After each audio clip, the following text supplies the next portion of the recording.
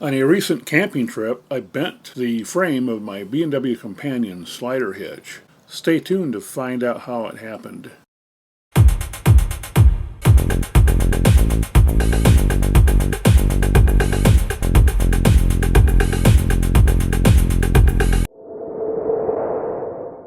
I hate the cloverleaf type of interchanges on the freeway, especially near a city where there's a lot of traffic. Over the years, I've twice almost been killed on these things. I'm not referring to the cloverleaf types that have an isolated crossover lane, such as those that connect two freeways, but rather the type that connect to a divided highway or a boulevard, typically in a city. Those can be dangerous, so much so that I slow down a bit as I'm traveling on a highway when I approach them. The real issue is the on-ramp and off-ramp to the highway are very close together, and the 270-degree turn of the on-ramp often conceals traffic merging onto the highway until the last second. There is just not a lot of distance and time to maneuver, especially when you are towing an RV. And when the merging driver does not understand the rules of the road or has the attitude of "get out of the way, here I come," it becomes even more problematic. In my state of Michigan, the law states that the driver on the freeway that a merging driver seeks to enter has the right-of-way. This means that the driver, when merging, must yield to traffic. A few weeks ago, we were returning from a camping trip, and I was towing the RV when we came upon a cloverleaf interchange.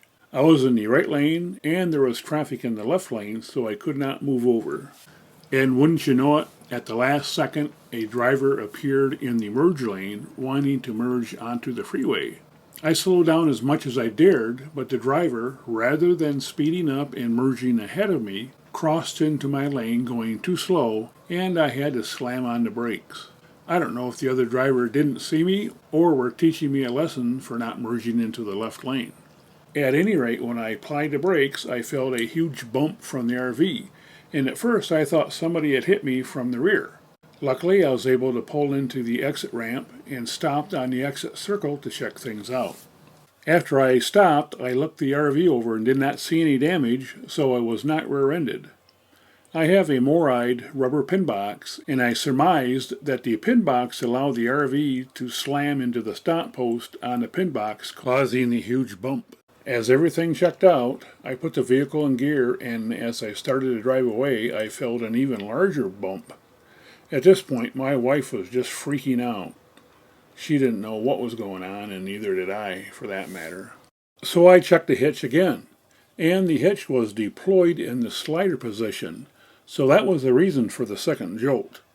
Apparently, the pin box had slammed into the hitch hard enough during the first jolt to disengage the slider bar.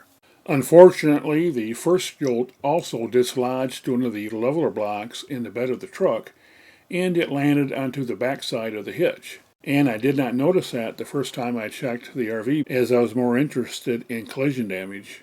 So as the hitch slammed onto the slider position, it pinched the block and bent the hitch frame. We traveled the 100 miles to our home without further incident. And when I returned home, I was able to beat the frame with a sledgehammer to make it straight again. I now have three options. First, to do nothing as the hitch frame is straight. Second, I could replace the slider hitch base with a non-slider base for around $500. I had been thinking about this anyway, as in the 6 years I've had a hitch, I've never needed to use a slider, and it would give me back some of my bed for other uses. And the last option is to replace both the hitch and Moride pin box with a Reese Goose box, and that way I would get my whole bed back. I will make that decision in April of 2022 or thereabouts, so subscribe to the channel if you want to know when that happens and what decision I made. I mentioned I was almost killed a second time at a cloverleaf. This was several years ago, and I was driving a passenger car in this case. A semi was merging onto the highway from a cloverleaf, and a pickup truck in front of me wanted to exit the same cloverleaf.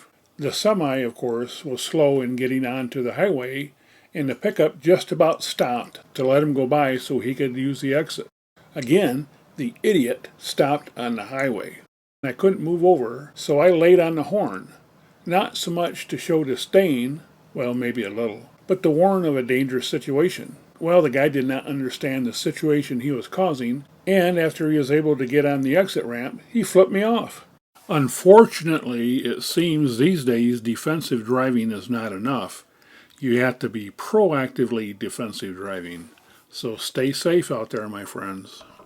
Since there are so many terrible drivers on the road, I've decided to buy a dash cam for the pickup when I tow the RV.